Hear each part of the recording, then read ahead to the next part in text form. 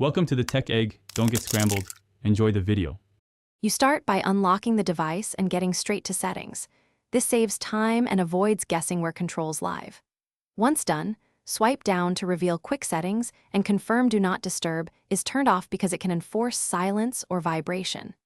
Next, tap the settings icon and open sound and vibration. You need to be in this menu to change both ring and system vibration options, so make sure you see the sound and vibration header before proceeding. You now disable the vibration controls inside sound and vibration. Find and toggle off Vibrate on ring and Vibrate on touch. Doing both ensures calls and taps stop vibrating.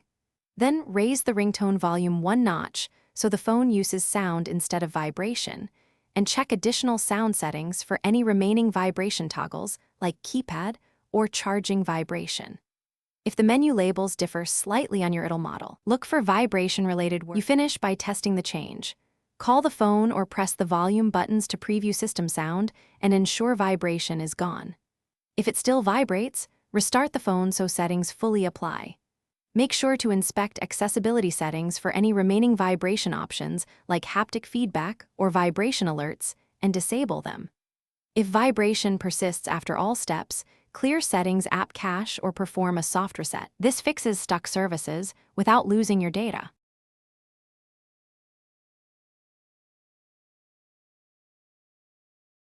Thanks for watching. Consider subscribing if I helped unscramble your problems.